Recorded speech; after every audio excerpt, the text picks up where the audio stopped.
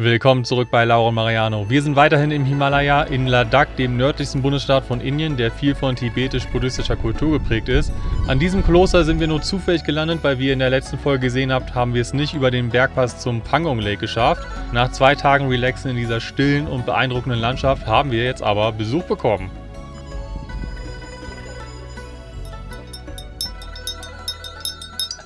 Wir sitzen jetzt hier mit Felix und Philipp. Und die haben ja fast das gleiche Auto wie wir, nur in Orange und nochmal ein paar Jahre älter und kürzer und niedriger, ne? Ja, genau. Das Kleinste, was es gibt. Das Kleinste und das Schwächste, was es gibt und die wenigsten Gänge.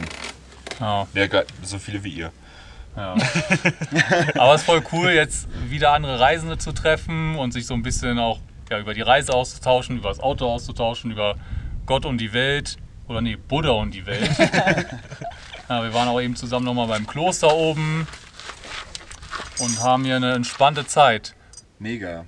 Wir freuen uns sehr. Wir freuen uns sehr, mit euch hier zu sein.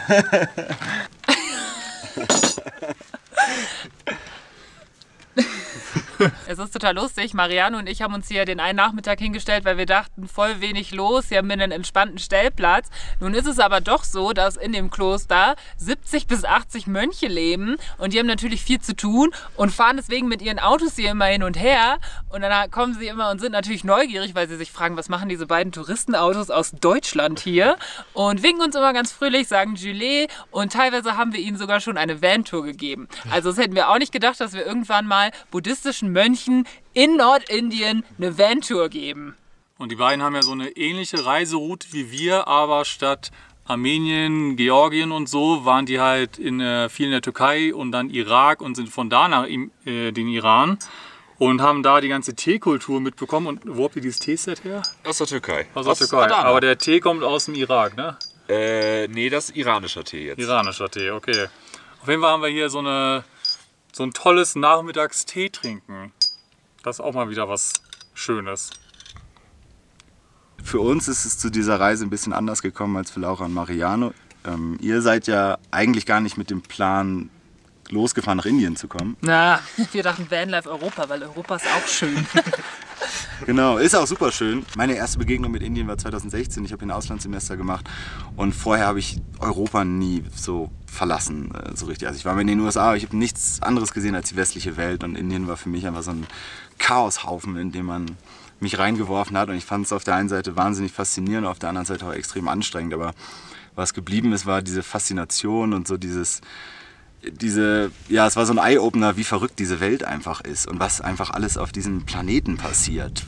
Also wie andere Menschen leben, was für andere Menschen, was für Lebensumstände normal sind, was für verrückte Kulturen geben kann und so. Und ich habe gesagt, Philipp, ich möchte dir Indien zeigen. Ich möchte mit dir zurück an diesen Ort und das mit dir zusammen erleben, dieses verrückte Land. So. Und das war Ende 2016 und seitdem haben wir irgendwie diesen Plan geschmiedet, irgendwann mal einen Bus oder ein Auto zu kaufen, umzubauen und dann nach Indien zu fahren. Und ja, was lange währt, wird gut. Es hat am Ende 7 Jahre gedauert oder 6 Jahre, bis wir es dann umgesetzt haben.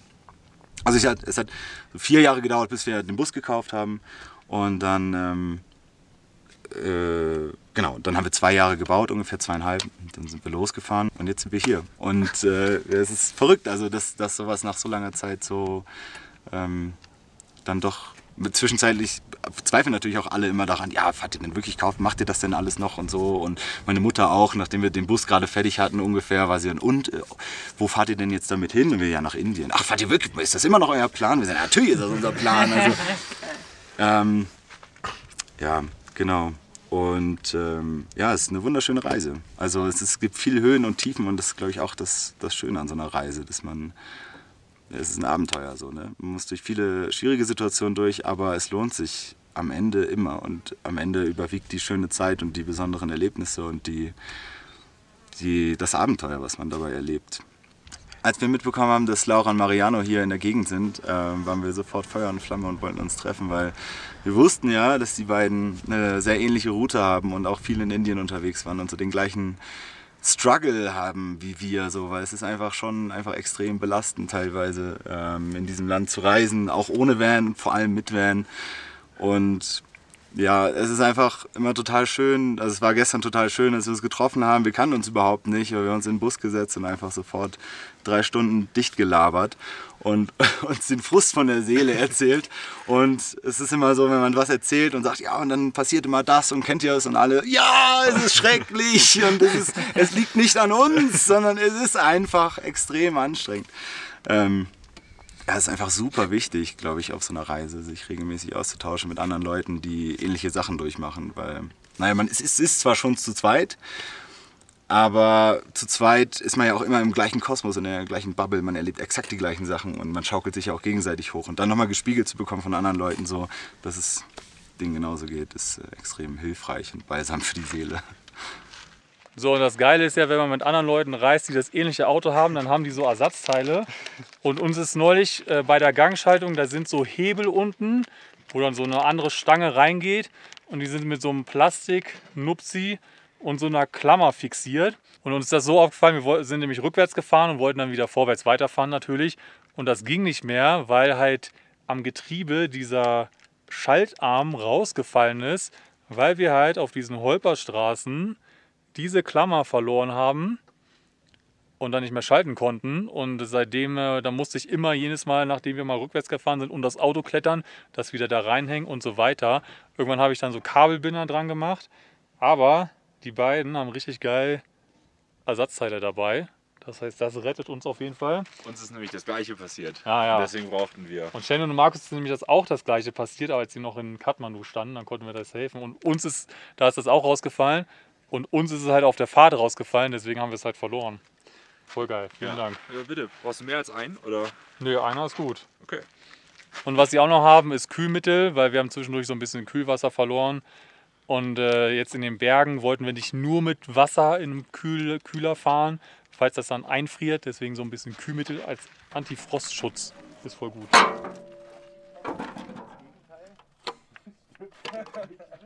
Jetzt könnt ihr unseren Motor angucken. Sieht das genauso aus? Wie soll das nur reichen? Ja, nein. Ihr habt einen anderen Ansaugtrakt, der ist anders. Ah ja. Ihr habt einen anderen Dieselfilter. Die Einspritzpumpe müsste... Nee, die ist auch ein bisschen anders. Aber ich meine, es ist ja ein OM 616, ne? Ja. Also es ist schon der gleiche Motor, aber die Bauart ist dann halt, glaube ich, einfach ein bisschen anders. Das ist ja so blau. Ja. Boah, ist das geil, so eine Mini-Kamera zu haben. Mit einer Hand vielleicht. Ja, gut, ne? Ich glaube, ich brauche sowas auch. Wie viel das jetzt? Ungefähr 1 Liter? Ich glaube, ja. Ja, so ungefähr. Die Männer schrauben am Auto und die Frau kocht. Mann, sind wir fortschrittlich. Ey, das ist das erste Mal, dass wir mit anderen Leuten so richtig vanlifen. Weil Ja, ist halt auch die Strecke, da trifft man mal ein paar, aber... Ja, weil Sebastian und Frieda haben wir zwar getroffen, aber mit dem waren wir dann einfach nur in der Stadt und so. So, jetzt haben wir hier unser leckeres Abendessen mit geiler Aussicht in einer Hammergegend mit dem Kloster und so. Es geht ab. Voll schön. Jetzt sitzen wir wieder gemeinsam draußen. Mariano und ich kriegen es immer nicht so gut hin, uns zu zweit rauszusetzen, sondern wir hätten jetzt alleine wahrscheinlich wieder drinnen gegessen. Und so genießt man ja noch viel mehr, dass man hier in so einer coolen Umgebung ist, als wenn man da in seinem Van sitzt, der eh immer gleich aussieht. Wir würden wahrscheinlich auch drin sitzen, ehrlich Ja, das gesagt. ist gut zu wissen, dass allen ähnlich Und geht. hätten wahrscheinlich irgendwann in 3 Stunden überlegt, ob wir mal langsam mal was essen sollten. So in der Richtung. Geil. Wir sind so deutsch, wir essen immer richtig früh. Ja, 18 Uhr, da muss es Essen geben.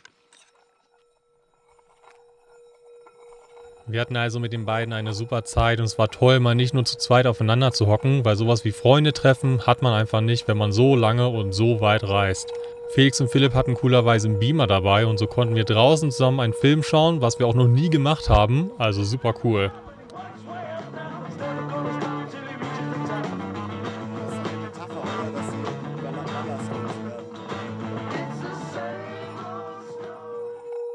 Und das alles in dieser besonderen Umgebung mit dem Kloster auf dem Hügel und den Sternenhimmel über uns.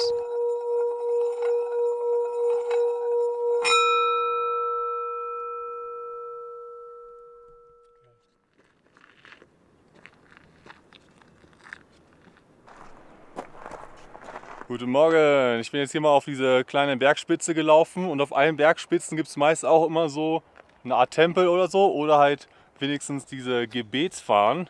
Und wir hatten übrigens gestern einen richtig coolen Abend mit unserer Movie Night. Sowas haben wir auch noch nicht gemacht und die anderen meinten auch so, sie haben halt drinnen, ne, gucken sie das immer drinnen, können sie oben den Beamer festmachen und haben das aber noch nie draußen gemacht. Und das haben wir gestern, glaube ich, schon ein paar Mal gesagt, dass wenn man sich mit anderen trifft, dann ja, gibt man sich quasi ein bisschen mehr Mühe oder macht so ein bisschen mehr Dinge, die man vielleicht nicht machen würde, so wie mit draußen essen oder draußen kochen, draußen dann abends einen Film gucken. Also weil sonst ist man vielleicht doch immer ein bisschen zu bequem. Ne? Wir dachten auch am Anfang der Reise, oh ja, wir können ja oft den Kocher dann nach draußen stellen und da kochen. Deswegen haben wir auch einen Kocher, den wir nicht fest installiert haben. Aber am Ende machen wir das nie, weil es ist einfach bequemer, in der Küche zu kochen, wo der Kocher ist, wo das Besteck ist, wo die Töpfe sind, wo das Öl ist, alles. Und das war halt ganz cool, dass man dann irgendwie mit anderen Leuten dann mal wieder auch so ein bisschen andere Dinge macht oder dass wir dann halt draußen den Film geguckt haben. Und es war auch geil, einen Film zu sehen, der in Indien gedreht wurde, während man in Indien ist oder vielleicht auch, wenn man schon mal in Indien war, weil dann hat man so die eigene Erfahrung und kann das dann so ein bisschen einordnen, was so im Film passiert und wie das da so aussieht. Weil ich meine, manche Dinge sind halt wirklich so, wo sie da so in Rajasthan waren. Ich meine, diese Männer mit diesem Dorf, mit dieser weiten weißen Hose und diesem weißen dicken Turban und so, die laufen da wirklich so rum. Und andere Dinge sind natürlich so ein bisschen okay. So wird das jetzt nicht sein oder es wäre natürlich viel chaotischer und alle würden hupen und so weiter. Ich meine, das ist ja am Ende immer noch ein Film. Ich glaube, wenn man den Film guckt und denkt so, wow, Indien ist ja cool, dann fährt man hier, dann kriegt man trotzdem einen Kulturschock. Aber für uns war es halt cool zu sehen, so, oh ja geil, das ist wirklich so und ne, Indien ist ja lustig und so. Das war schon ganz cool, weil wir auch hier so, ne, wenn man andere Reisende trifft, dann teilt man natürlich so seine Reiseerfahrung und tauscht sich so aus und das Ganze dann noch mal in einem Hollywood-Film zu sehen, war halt richtig cool. Also es war auf jeden Fall ein richtig cooler Abend und heute fahren wir aber, glaube ich, alle dann mal weiter, weil wir haben jetzt alle nicht mehr so viel Zeit hier in der Gegend.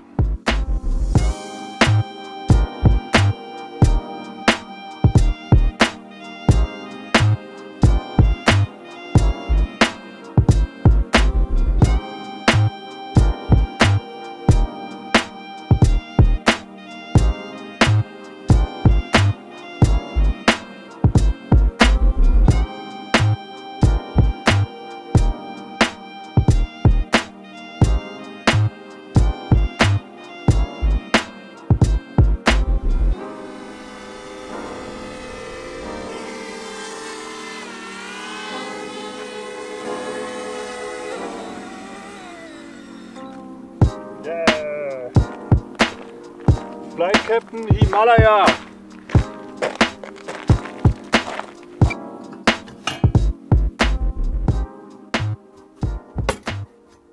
Und der Van-Ausbau von den beiden ist übrigens auch ziemlich cool. Und die haben auch das gleiche Feature wie wir mit der Tür. Zum einen hier unten, wo dann ja der Tritt ist, damit dieser Platz nicht verschwendet wird, haben die hier genauso so eine lustige eckige Kiste und haben da so einiges drin. Und auch hier zum Kochen. Und wir haben das ehrlich gesagt bei jemandem abgeguckt. Wenn ihr wisst von wem, dann könnt ihr das mal in die Kommentare schreiben. Aber wir haben das ja von dem gleichen abgeguckt. Ja, natürlich. ja. Und der hatte auch ungefähr das gleiche Auto in der Farbe. Philipp, jetzt verstehst du, wie das ist, ne? Was? Ja, du denkst immer, ich bin verrückt mit meinem Rumgefilme, aber es geht halt nicht anders. Ja, anders kriegt man halt nicht. Voll gut hier. Wir haben jetzt Brötchen, oder Mariano hat Brötchen gebacken und ich kriege dafür hier mal wieder richtig guten Kaffee, weil ich ja schon seit Wochen auf der Suche bin, mal wieder Espresso und so zu kaufen. Und den gibt es halt einfach nicht in jedem Laden. Und deswegen trinke ich jetzt immer Instant-Kaffee, was natürlich kein Vergleich ist und echt ein kleiner persönlicher Tiefpunkt ist. Aber die beiden haben hier schön noch richtig guten Espresso und dann kriege ich immer was davon ab. Highlight of my morning, muss ich sagen. Hammer. Und der Van ist übrigens noch niedriger als unserer, also hier können wir gar nicht mehr drin stehen. Ja, das Sehr ist ja knusprig geworden heute. das ist ja echt ein Highlight jetzt, ne? Und gerade Philipp schwärmt ja immer davon, dass er in euren Videos jeden Morgen diese Brötchen backt. Ja. So, das Frühstück war super und jetzt schrauben wir gleich noch ein bisschen an unserem Auto, weil die haben uns nämlich mal gefragt, so hey, habt ihr eigentlich mal eure Ventile nachgestellt? Das haben wir neulich gemacht. Also das, wo der Diesel reinkommt und die Luft und Abgase rausgehen und so. Also ich kenne mich da nicht so gut aus. Aber man soll wohl alle 20.000 Kilometer das einstellen.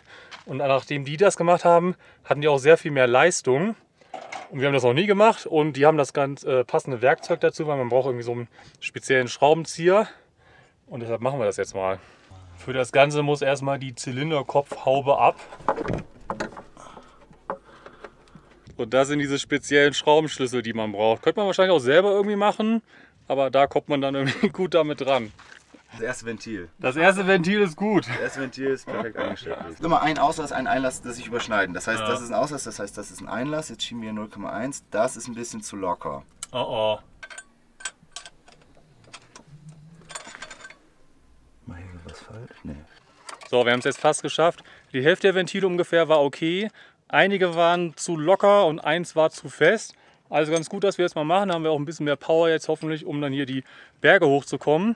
Und wir haben übrigens hier dieses Buch. Da stehen so die ganzen Einstellmaße für alles Mögliche drin. Zu unserem Motor, das ist der OM616. Dann aber auch zum 1.15, zum 3.14 und 3.52.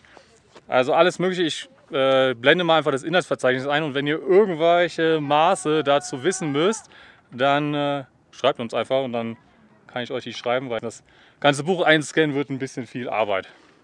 Aber es ist ja immer ganz gut, sich gegenseitig bei sowas zu helfen, weil so richtig viel Ahnung haben wir alle nicht und mit der Zeit lernt man das und dann kann man sich gegenseitig helfen.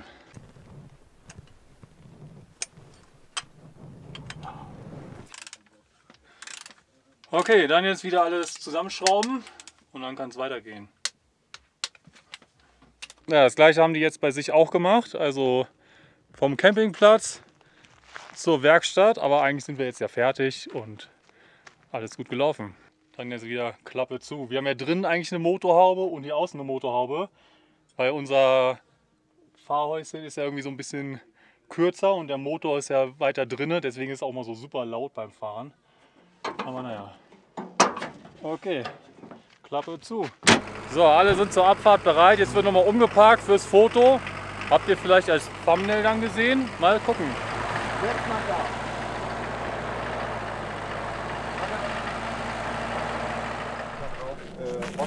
Sage ich jetzt? Nee, aber Mariano müsste vielleicht hier so hin. Philipp dann da und ich würde so hier.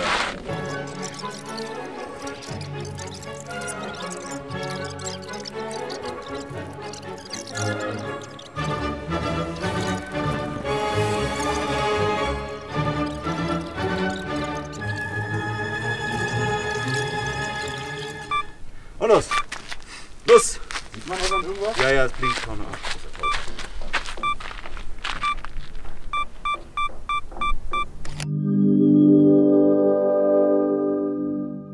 Gute Reise noch euch. Und ja, ihr auch auf euch. Ich drücke euch die Daumen, dass es nicht so stressig wird. Ja.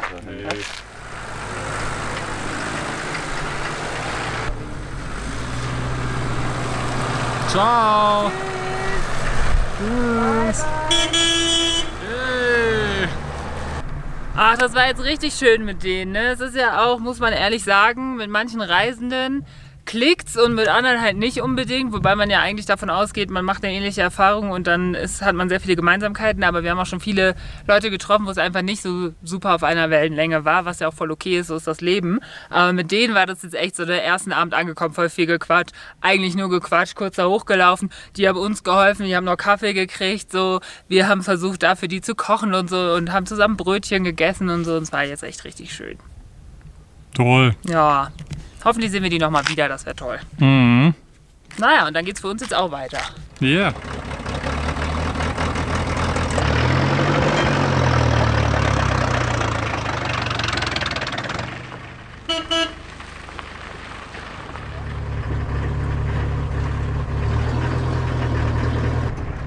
Und ich finde es übrigens auch voll cool, dass Felix und Philipp als Freunde zusammenreisen, weil es ist ja schon so, die meisten Leute, die wir treffen, und ich meine, wir zählen da auch zu, sind immer ein Pärchen. Aber ich finde es voll cool, wenn es so divers ist und Leute in verschiedenen Konstellationen reisen, von mir aus auch alleine, das ist auch voll bewundernswert. Also wenn ihr Bock habt zu reisen, lasst euch von nichts aufhalten und dann zieht einfach los.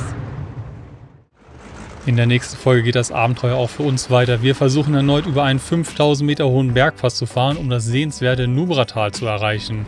Dies ist eine der letzten Ecken von Indien, nahe der pakistanischen und chinesischen Grenze, tief in den Bergen und hoffentlich eine tolle Gegend mit schöner, ruhiger Natur und entspannten Stellplätzen. Ob das alles etwas wird, seht ihr beim nächsten Mal. Bis dahin, euch allen eine Happy Journey!